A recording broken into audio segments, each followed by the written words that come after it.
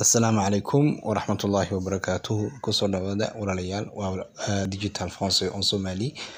Maanta waxaan dhiganaynaa dialogue français en somali partie numéro 3 baan dhiganaynaa.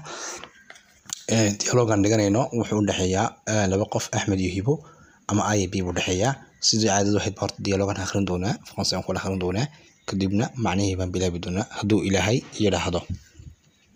Aba bilowda sheekada. Bonjour, je m'appelle Ahmed et toi? Bonjour, je m'appelle Hibo. J'ai 40 ans et toi? Moi, je suis plus petit que toi et j'ai 20 ans. Je suis un Djiboutien et toi? Je suis une Somalienne. J'habite à Djibouti et toi? J'habite en Somalie. Je suis un professeur de français et toi? Je suis une étudiante de l'université. Au revoir, au revoir.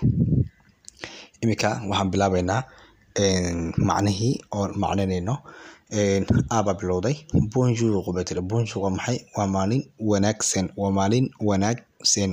Je m'appelle magacaygu waa je m'appelle Ahmed, magacaygu waa Ahmed et toi? adiguna? Bonjour maalin wanaagsan, nabad bay ka dhanta. Bonjour nabad ama maalin wanaagsan. Je m'appelle Hibo, magacaygu waa Hibo. J'ai 40 ans, anu waxaan ahay 40 jir. Et toi? adiguna? Moi anigu je suis plus petit que toi, adiga waan ka yar yahay. Et j'ai 40 ans, et j'ai 20 ans plutôt. 20 jir baan ayaan yahay. Anu 20 jir baan ahay. 20 jir baan ahay. Moi anigu je suis plus petit que toi, adiga waan ka yar yahay. Et j'ai 20 ans, 20 jir baan ahay. Je suis un Djiboutien, anu reer Djibouti ayaan ama Djibouti ayaan reer Djibouti baan ahay. Et toi? adiguna? Je suis une Somalienne, anu waxaan ahay gabadh reer Soomaaliya. J'habite à Djibouti, anu waxaan galaa Djibouti. Et toi? adiguna xageed gashaa? J'habite en Somalie, aniguna Soomaaliyaan galaa. Je suis un professeur de français, anu waxaan ahay bare luuqada faransiiska. Et toi? adiguna? Je suis waxaan ahay une étudiante, ardayad de l'université, jaamacadda dhigata. Au revoir, nabadgelyo. Au revoir, nabadgelyo way ka dhanta. Dialogue-an waxaan aragnay, waxaan hore usoo dhiganay citation formelle iyo citation informelle. labadan qof laba qof is garanaya laakiin isbaranaya. haddana isgaranaya, dad isgaranaya kale way isbaranayaan. waa tuwaaba la isticmaalayaa, waa istiitwaayeynayaan. kolka sida waxaan aragnay qayb ugu horeysa marka ugu horeysa qofku wuxuu sheegay magaciisa. Je m'appelle Ahmed, magacaygu waa Ahmed. Et toi? adiguna? idna je m'appelle Hibo, magacaygu waa Hibo bay tiri. markii labaadna da'diisa uu sheegay. J'ai 40 ans. Et toi? ana 40 jir baan ahay. adiguna? Moi je suis plus petit que toi, adiga waan ka yar yahay. J'ai 20 ans, 20 jir baan ahay. da'deedii bayna sheegtay. kadib uu ka yiri meeshuu galoo sheegay, wadanku ku nool nationalitygiisa uu sheegay. wala ma sheegay nationality jinsiyadiisa hore soo aragnay. Je suis un Djiboutien, anu waxaan ahay qof reer Djibouti ah. Et toi? adiguna? idna waxa ka tiri je suis une Somalienne, anu gabadh reer Soomaaliyaan ahay.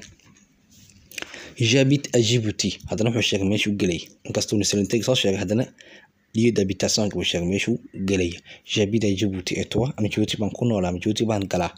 Et toi? adiguna? ama Djibouti baan deganahay way ka dhanta. habiter saddexdan waan galaa ama waan deganahay ama waan ku noolaa bay noqon. saddexda macnaba waad siinaysaa kelmadda. J'habite en Somalie, anigu Soomaaliyaan ku noolahay ama Soomaaliyaan deganahay bay tiri.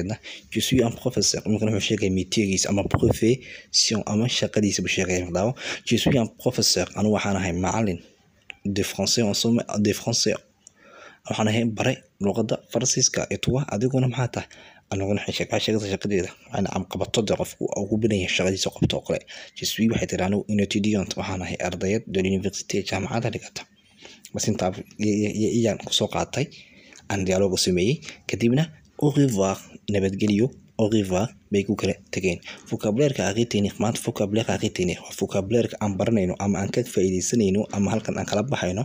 waxaa ka mid ah au revoir oo nagu cusub maanta. nabadgelyo bay ka dhigan tahay. kelmadda kale ku xigta étudiant, horaan soo aragnay haddana waan ku celinaya kelmaddan. étudiant waxay ka dhigan tahay arday.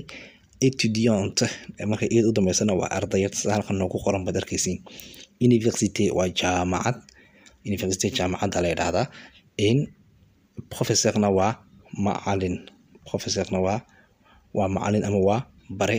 petitna waa maxay? waa yar bay ka dhigan tahay. bonjourna waa maxay? waa maalin wanaagsan ama nabad bay noqotaa.